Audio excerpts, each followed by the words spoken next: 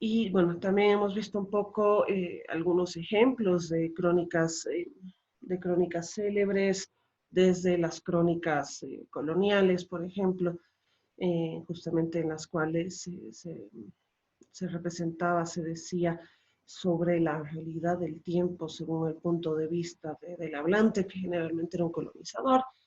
Hemos visto, no, sí, que en general era un colonizador que tenía que darlo, lo hacía a manera de informe en todo caso, ¿no?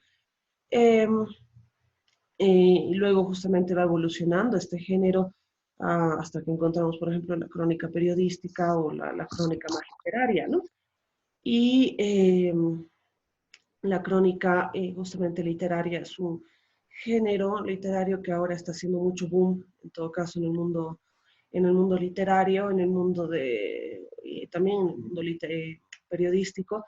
Eh, es un género que atrae mucho más a las personas porque puede ser un poco menos pesado que la narrativa y que la poesía definitivamente, pero que también puede ser eh, es interesante poder entender el funcionamiento o el desarrollo de los acontecimientos a través de los ojos, tal vez, de una persona común, digamos, ¿no?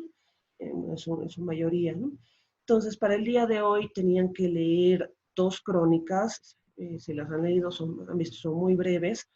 Eh, la primera de este escritor español que se dedicó a viajar por el mundo y por América Latina con su motocicleta y cuenta un poco de justamente una anécdota que en realidad es hasta banal, podría ser, ¿no? O sea, de él yendo a dejar su motocicleta al mecánico y a partir de eso observar varios micro acontecimientos, ¿no? Que le hacen reflexionar mucho a partir le hace reflexionar y comparar, ¿no? Y el otro, que es mucho más rudo, es mucho más pesado, ¿no? La historia de este padre que cuenta su versión de las cosas del accidente de Chernóbil. Y quisiera comenzar a comentar estos textos y no sé por cuál quieren comenzar. Licenciada, buen día. ¿Qué tal? Buen día. Yo le puedo hacer un comentario de la descripción que hacen de Potosí. Es como realmente describen a las personas lo valiente y fuerte que son, que peso a peso viven el día a día y no esperan, digamos, la subvención del gobierno. Describe realmente muy interesante esta parte donde él dice que los taxis suenan, que es algo bien raro, que eso no puede pasar en España, digamos. Que en España si alguien lo retiran de su trabajo, espera la subvención y todo, pero aquí no se dan el lujo, digamos, de esperar, sino que salen a trabajar de lo que puedan. Por eso se refiere a las cholas del altiplano, por ejemplo.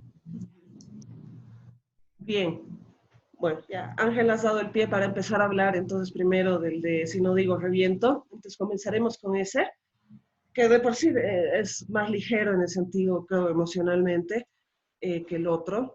Entonces comenzaremos por ese y después pasamos al otro. ¿Ya? ¿Qué más me pueden decir sobre entonces el texto de si no lo digo reviento? Dice, Dime. yo creo que también trato de contrastar, ¿no? Dos realidades digamos, de la vida, digamos, y de las necesidades que hay en Europa, digamos, son diferentes a las que hay en Potosí. Por ejemplo, las personas que salían a vender iban a sobrevivir prácticamente, o sea, sobreviven todos los días así yendo a trabajar. En cambio, las necesidades que puede haber, digamos, en Europa son diferentes, digamos, que no se pueden comprar un iPhone, decía, o sus hijos no pueden salir de fiestas y por el dinero que no les alcanza. Entonces son dos realidades diferentes y como él dice, hay que tener mucha humildad para salir de Europa. Y es dejar esa vida, esas comodidades, digamos, que ellos tienen y ver la realidad de este lado, de Latinoamérica. Bien, bien, bien. ¿Algún comentario más sobre el primer texto? Mm, licenciada, Ujú, quiero rescatar, ¿no? Lo último que menciona. Bueno, son dos cosas que quiero comentar. ujú, Lo primero es lo último que menciona de como que un mensaje que da un ejemplo, creo que en Pakistán, de que hay un accidente ujú, y que lo solucionan de manera comunitaria, ¿no? Habla del término de solidaridad, en cambio, tanto en Estados Unidos o en Europa, tal vez, bueno, habla de Estados Unidos, pero me imagino que puede ser similar en Europa, que si pasara un acontecimiento similar, simplemente esperan la ayuda de las autoridades. Y no habría tanto esa solidaridad por parte de las regiones cercanas al accidente. Y es lo que también generalmente se da en lo que es en Latinoamérica, ¿no? O en lugares de escasos recursos, tal vez. Puede ser una de las razones. Y ujú. otro comentario es que me agrada mucho cómo se expresa, ¿no? A veces creo que hay palabras, eh, no sé si fuertes, pero habla como que la violación hacia lo que es el Cerro Rico de Potosí. Es Ujú, una palabra muy, no habla de explotación, habla de literalmente violación. Entonces, esto me interesa mucho. ujú, Y entre otras palabritas más que había por ahí, un poquito vulgares tal vez, ujú. pero interesantes. Bien. Bien. ¿Algún comentario más? Yo, Licen, buenos días. ¿Qué tal? Lo que a mí me llama la atención es que, como decía mi compañero, no compara dos realidades Ujú, eh, que son totalmente diferentes. Y tal ujú, vez nosotros no lo vemos así porque para nosotros es habitual verlo así, o sea, estamos acostumbrados a verlo así. Y en cambio, o sea, él describe hasta el mercado un caos y para nosotros es algo normal, ¿no? Tal vez, obvio que en otros países va a ser más ordenado, más, muy diferente, pero acá, o sea, viéndolo como él lo ve, sí es un poco triste, ¿no? Porque, o sea, refleja la pobreza de nuestro país, porque exactamente menciona a las personas que viven del día a día, que están haciendo sándwiches de huevo para poder tener algo de comida en sus casas, ¿no? ujú. Pero no sé,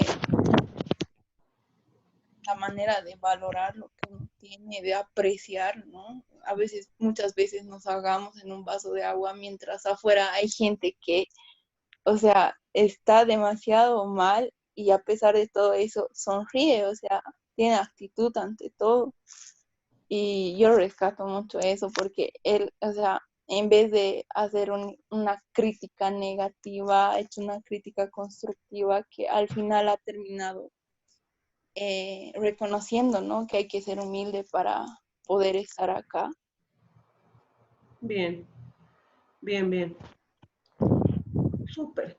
O sea, es muy interesante justamente varios de los elementos que ustedes están comentando. Lo primero, y vamos a ir por partes, ¿no? O sea, primero la parte temática de lo que es esta crónica. Eh, efectivamente, lo que más rescata es el tema del día a día, ¿no? O sea, de trabajar al día a día, por el tema de la supervivencia, ¿no? Antes y cómo se sobrevive, ¿no? En ciertas zonas del mundo, porque en todo caso, él hace la mención de Potosí, pero también hace la mención de Pakistán, ¿no? Que son dos países tercermundistas, ¿no? En todo caso, pero que él valora mucho el tema de la supervivencia y de hacerlo, no sé si la palabra no es sin quejarse, ¿no? Pero es justamente la búsqueda de seguir viviendo, ¿no? Ya no es ni siquiera de vivir bien o con lujos, como él hace la comparación con Europa, sino es realmente una búsqueda de continuar con vida, ¿no? Y es bien interesante que todo esto lo saca a partir, o sea, y es una reflexión muy profunda, ¿no? Eh, es una reflexión muy profunda y de ahí saca justamente eh, esta frase que no sé si se han dado cuenta, se repite, la de hay que tener humildad para salir de Europa, ¿no? Y justamente por eso, porque justamente la humildad también puede ser, y es otra definición de humildad, ¿no? O sea, va más allá de dar un paso al costado, va más allá de la pobreza, ¿no? Sino es justamente es la humildad, lo que yo creo que como él la define, ¿no? No dice, ¿no? La humildad es esto, pero como el texto lo define, es esto de seguir buscando maneras de seguir viviendo a través justamente de la solidaridad. Y la solidaridad va desde lo que dice de Pakistán, ¿no ven? Que todos han ido comunitariamente a recoger a la gente para sacarla, y justamente por eso no ha sido una tragedia así sin precedentes tipo Katrina, como lo menciona ahí, o como cualquier otro desastre natural que haya pasado en, ¿qué se llama? En países del primer mundo. Y por otro lado, también está el tema de, justamente eso, tal vez eso tiene que ver la solidaridad, poder dar atención y poder recibir atención, ¿no? Y pedir esa atención, pero hacerlo entre nosotros. Y es muy interesante porque esto va después a todo lo que se va mencionando, digamos, y son todos los pequeños eventos que él ve, digamos, ¿no? Y si podemos verlo, es cierto, ¿no? En muchos casos, digamos, acá, no solamente en Bolivia, yo creo en países que justamente no se espera mucho a veces de las autoridades, se hace lo posible, ¿no? No sé si han podido ver ahora, esto es un ejemplo que les doy, qué está pasando en Torotoro ahorita por el coronavirus. Para darles un ejemplo de todo esto lo que está diciendo el autor. ¿Han podido ver qué está pasando en Torotoro? No, Lice. ¿Toro toro? En Torotoro. ¿Qué es toro toro? Ah, No, Liz. Torotoro es un pueblo chico que es al norte de Potosí, solo se accede a través de Cochabamba. Es en realidad un sector con mucha actividad turística. Es muy bonito, vayan allá para recuperar la economía con turismo en todo caso. Es muy lindo, están las huellas de dinosaurios, las cuevas, hay un gran cañón así súper hermoso, muy bonito. Vive del turismo justamente, es un pueblo que les digo, solo se accede por Cochabamba, pese a que está en Potosí. Eh, y es una carretera espantosa, debo decir, eso sí, la están pavimentando y van a terminar en 100 años, creo. Pero este pueblo, por ejemplo, como vive del turismo y realmente no puede hacer mucho, y como les digo, la única manera que pueden ir a las ciudades a través de esta carretera horrible hacia Cochabamba, ¿qué es lo que están haciendo? Han vuelto al trueque, y han reformulado las normas de comercio para hacer comercio, entre ellos mientras dura el coronavirus. Entonces, bien, no pueden sacar no pueden sacar mucho de su cosecha, no pueden vivir del turismo, entonces han empezado a volver al trueque y a cambiar todo lo que nosotros conocemos como las normas del comercio. Y mal que mal, ellos que es un pueblo que está bastante aislado físicamente ahora, pero también ahora socialmente por el tema del coronavirus, lo está pasando bien, están tranquilos ahorita. Ha salido un artículo en página 7 que ellos dicen que están bien, no están precisando nada, no están, tal vez por el tema de medicinas en algún momento, pero están tranquilos en todo caso, no están sufriendo pérdidas. Y es interesante ver, ¿no? Que justamente a partir de esta ayuda y hasta, digamos, ¿no? Hasta el sector turismo que no puede cosechar, pero a partir de esta ayuda comunitaria que se han hecho, a partir de la vuelta al trueque, a partir como les digo, de reformular las normas comerciales, han podido estar tranquilos, ¿no? Y creo que esto es un ejemplo de lo que diría, o sea, de lo que está mencionando acá el autor, ¿no? Que es... Tito, perdón.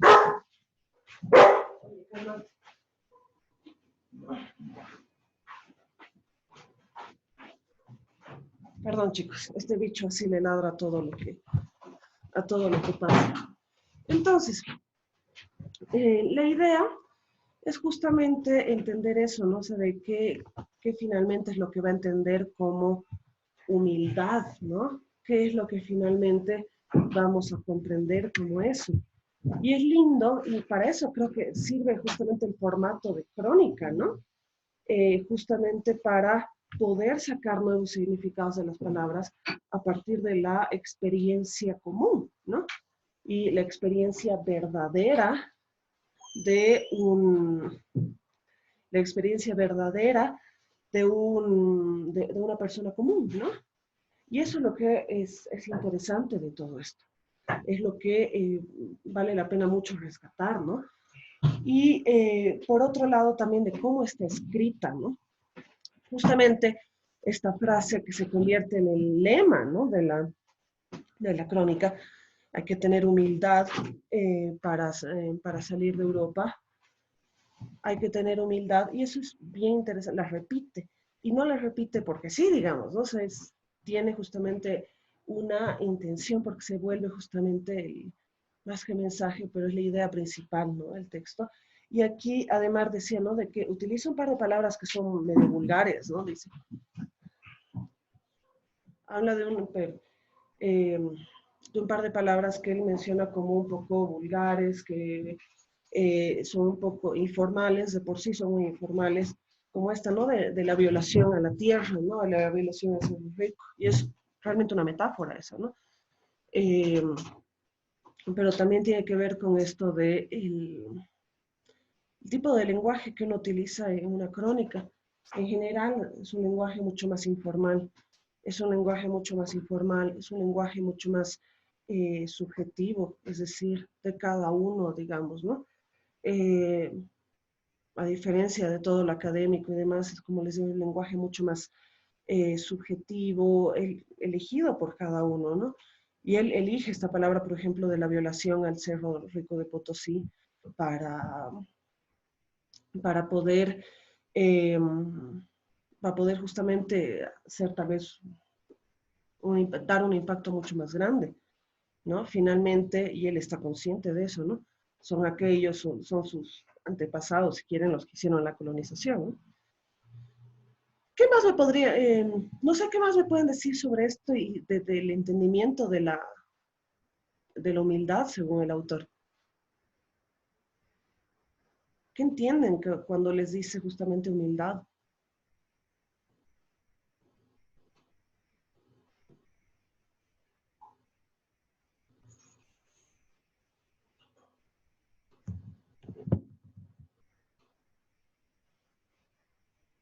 Licenciada, yo creo que cuando se refiere a humildad, se refiere a que saliendo de Europa, tienen que salir, digamos, de la burbuja en la que viven y pisar diferentes realidades, digamos, que hay fuera de donde ellos están viviendo.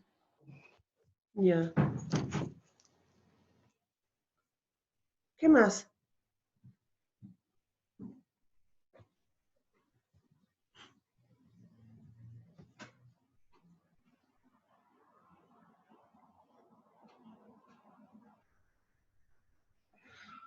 Me parece interesante porque no es la elección de palabras, ¿no? Humildad. Creo que esta crónica es una cachetada bien fuerte del europeo. Eh, y justamente también el hecho de tener que aceptar ese tipo de errores que él está reconociendo para poder entender cómo nosotros vivimos, ¿no? ¿Qué les parece también entender o ver esta realidad a través de los ojos de una persona, que es una persona X finalmente, del extranjero? Te hace valorar lo que tenemos, Ujú. te hace valorar, por ejemplo, yo al leer me he transportado o un poco me he puesto en la situación de cómo él describía las calles de Potosí, y era como si yo lo hubiera estado viendo, y te hace valorar tu cultura, lo que tú tienes, y no necesitas a otro lado, digamos, ir para apreciar lo que uno tiene. Bien. ¿Qué más? Para ir Yo con... pienso que te hace dejar de lado, ¿no? La soberbia, Ujú. porque uno vive encerrado en una posición de que tiene las cosas, es literalmente fácil la vida para uno, pero en cambio para otras personas no es así. Y eso muchas veces no lo vemos. Entonces te hace reflexionar, ¿no? En el trato que das a las personas, en los pequeños actos que realizas cada día. Bien. Y esto es lo lindo de este tema, ¿no? Muchas veces probablemente un escrito de una persona de acá lo hayamos visto de otra manera, lo hayamos visto de otra manera, justamente porque sabemos que una persona de acá conoce, sabe cómo nos manejamos, sabe todo esto, ¿no? Y aquí estamos viendo la perspectiva de una persona que está sorprendida, ¿no? Con todo esto. Y finalmente, o sea, y que finalmente son cosas mundanas lo que él escribe. ¿Se han dado cuenta? Describe el mercado, describe la plaza, describe las calles, ¿no? Entonces, no escribe nada trascendental, ni narra ningún tipo de evento histórico que va a cambiar. Narra el día al día para hablar del día a día, ¿no?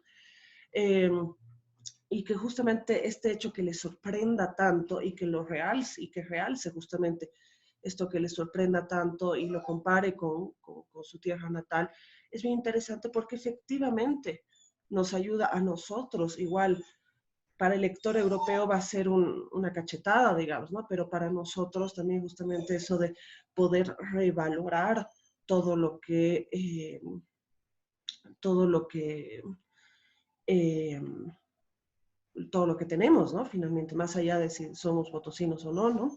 Sino de revalorar justamente cómo se maneja este país. Me parece bien, bien interesante y que todo eso lo tenemos desde la descripción de un viajante X, ¿no? Y eso es lo lindo, pues, justamente de la crónica, ¿no? No es una ficción y que efectivamente utiliza palabras que no son, pues, metáforas.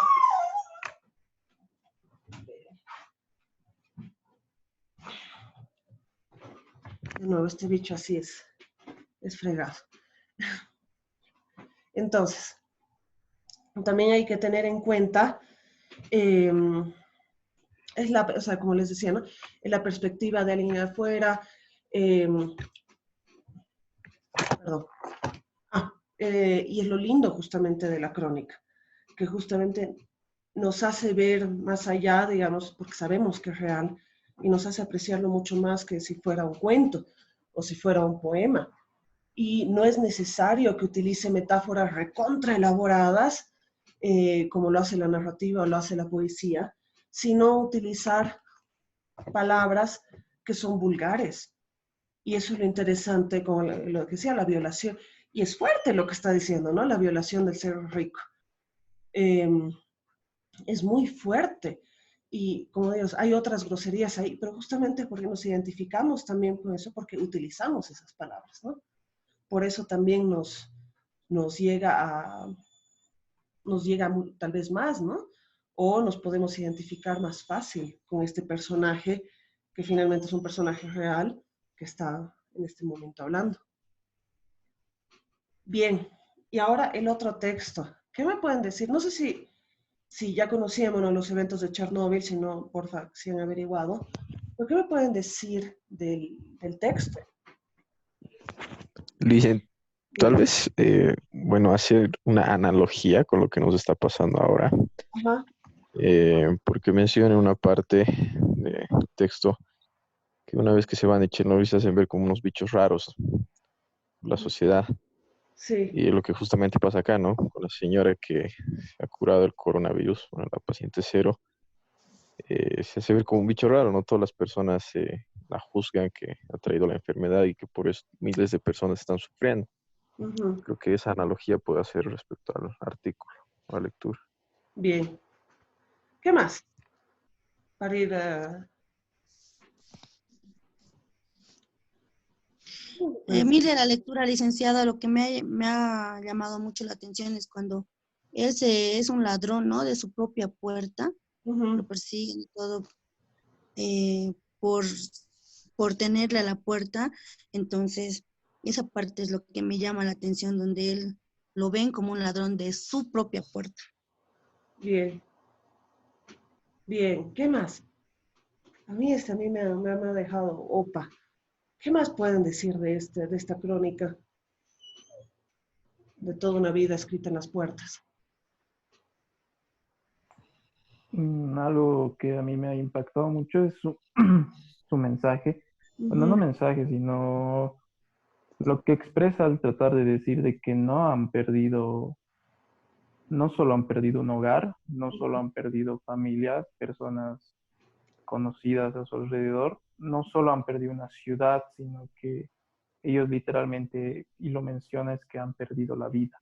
ujú, Entonces, en pocas ya no tiene sentido, pero tienen que sobresalir ante esa situación. O sea, perder la vida literalmente es como que les va a llevar a un suicidio en pocas palabras, pero es así, es donde que la tratan de expresar, ¿no? Que ya no tiene sentido su vida. ujú, Y es bien fuerte, ¿no? Y ujú, los hechos que también pasa a esa persona de perder a su hija y otras cosas, digamos. ujú. Bien, ¿qué más?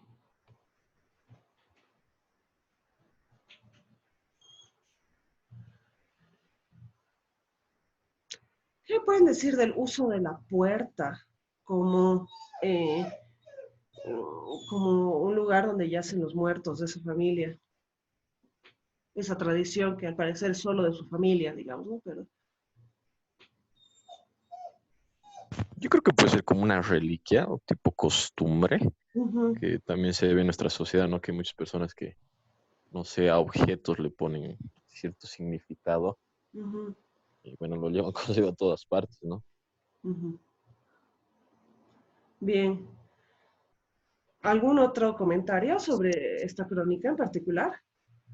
Sí, licenciada, que la puerta era realmente su historia, ya Ujú, que era la entrada de su casa, ujú, donde llevaba son las estaturas de sus hijos.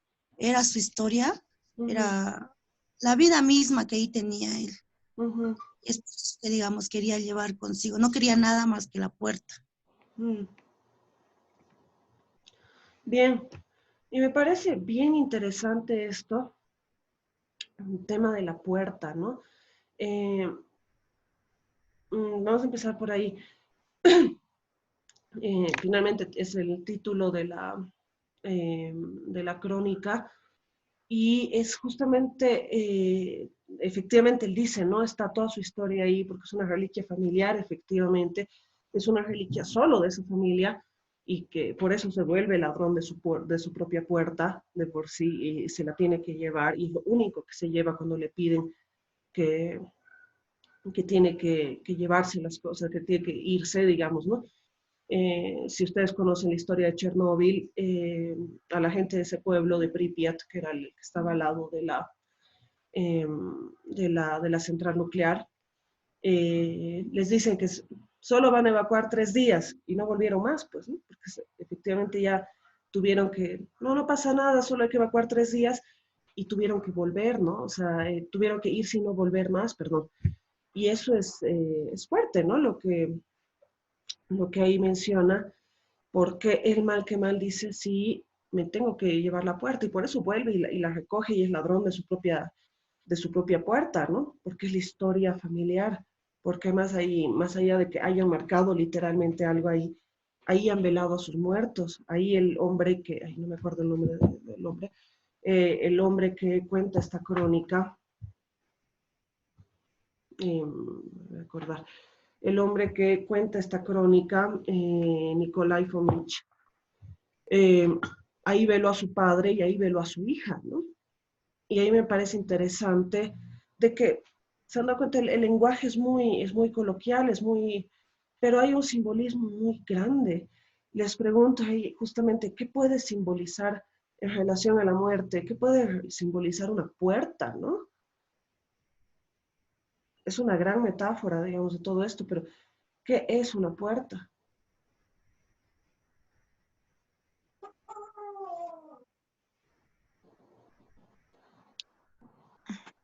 pienso que le dan el significado de que te abre, ¿no? A otra, no sé, a otra vida, otra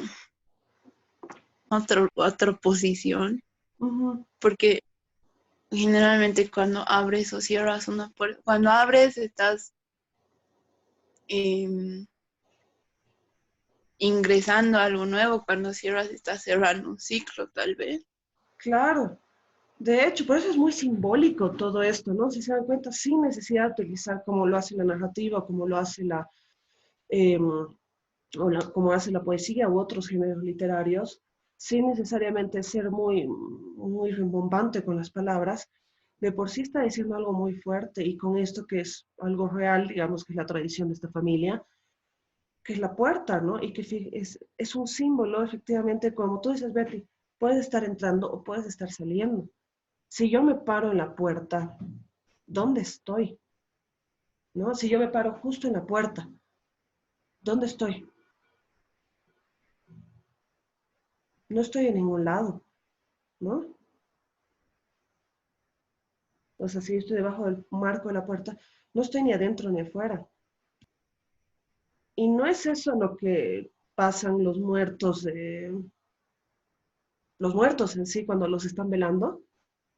Ya no están en vida, pero tampoco se han terminado de ir, por eso los están velando, digamos, ¿no? Para poder despedirse. Entonces, si se dan cuenta, es hermosamente poético, ¿no? Sin serlo. Tiene un significado muy lindamente, como les digo, poético y al mismo tiempo, eh, el lenguaje no lo es, ¿no? Y es una persona común y corriente, no es el escritor, digamos, ¿no? Sino es una persona común y corriente que está contando lo que le pasó. Claramente la autora, digamos, Svetlana Alexievich, la debió hacer un par de correcciones, un par de cositas la debió aumentar, digamos, ¿no? Pero es muy interesante que justamente aparte, cómo justamente la experiencia personal, lo que uno observa, lo que uno ve, puede ser tan lindo, ¿no? Y puede ser tan poético como un poema, digamos, ¿no? Entonces, eso a mí me parece muy interesante, ¿no? Como primer símbolo que este hombre muestra, ¿no? Y que finalmente lo ha tenido que pasar una y otra vez, este tema de la muerte. Y en final, digamos, es no solamente su padre que está ahí en esa puerta, sino su hija, ¿no? Y por eso también la historia. Y es la historia que ya pasó, ¿no? Finalmente, son los muertos. Eh, Bien, y justamente, perdón, eso está bueno también lo que dijiste de Mar, de esto de perder la vida, ¿no? Ya no tener absolutamente nada, porque finalmente la vida de él, su historia, y en ese sentido su historia, ha pasado por esa puerta. Y ahí, de nuevo, me parece bien interesante eh, lo que dijo Gabriel al principio de la analogía con lo que estamos pasando hoy. Es bien interesante porque yo también lo vi así. Yo he visto todo el libro más o menos parecido a lo que estamos pasando hoy. Por el tema justamente de que uno tiene que abandonar su vida. eh, Efectivamente, digamos, la gente de Chernóbil tuvo que hacerlo, tuvo que abandonar eh, físicamente su vida, ¿no? Nosotros de otra manera, digamos, pues está el tema de abandonar la vida, de un mal invisible que nos está afectando a todos. Y este libro, bueno, si algún día quieren leerlo así, es realmente precioso y es realmente desgarrador en realidad, pero habla mucho de eso, del tema de la radiación, perdón, como ese mal invisible que está ahí atacándolos todo el tiempo, pero ellos no lo pueden ver. Y es como, y muchas veces lo hacen, y creo que en esta también, hacen esta referencia que se parece a la guerra que ellos vivieron años antes, digamos, no sé, de la Segunda Guerra Mundial, 40 años antes, pero eh, están hablando como si fuera de la guerra, ¿no? Esa similitud con que parece una guerra, parece eh, una guerra y ¿qué se llama? Eh, y que todo el mundo se siente como soldados y a veces dicen, ¿no? De los médicos que son como soldados Y es bien interesante porque es igual a lo que nos ha pasado, ¿no? Lo que nos está pasando, ¿no? Es esta casi una situación de guerra, es justamente esto del mal invisible, eh, eh, que nos va afectando y que no sabemos dónde está y que al principio, como ellos en todo caso han dicho, hemos dicho, no, no pasa nada, es una gripe, ¿no? Lo mismo pasa con ellos y la radiación, ¿no? Igual que desde, o sea, a ellos en todo caso, desde su gobierno, que era la Unión Soviética en la época, les decían que no, no pasó nada, Dios, aquí no, aquí no está sucediendo nada, no, no pasa. Y es bien interesante todo esto, porque toda efectivamente esta analogía que se puede hacer con hoy. Y esto justamente tú que dices, Gabriel, es algo que yo no había notado en particular. O sea, sí pienso lo mismo que tú, que todo lo que se cuenta acá y toda la situación que pasó en ese momento es muy parecida a la que pasa hoy, pero no me había dado cuenta de eso, de lo que tú estás diciendo, es lo de los bichos raros, ¿no? Que efectivamente hablaban de esta gente horrible, o sea, a la gente de Chernóbil les hablaban como a unos infectados, ¿no? Como si fueran zombies, ¿no? Y lo mismo pasa hoy, ¿no? Eh, de solo ver los comentarios que hay en todo caso en publicaciones donde dicen que la paciente cero de Santa Cruz ya estaba ya le dieron de alta, es tremenda, digamos, ¿no? Y es justamente igual por mala información, o sea, información falsa, y lo mismo pasaba con esta gente, digamos, ¿no? Tenía mucha información falsa. Y aquellos que discriminaban a la gente de Chernobyl también era por eh, gente con mala información, ¿no? Finalmente con falsa información, solo que venían de medios impresos, esa información del gobierno, etcétera. Entonces, muy interesante. Hay otra de estas crónicas que es una niña que cuenta todos los apodos que le han hecho, digamos, por ser de Chernóbil. Se me va a cortar por esto de lo que no pago Zoom y por lo que tengo Zoom gratis. Voy a cerrar la reunión, voy a cerrar la clase y volvemos a entrar, ¿ya? Para ir terminando con la clase.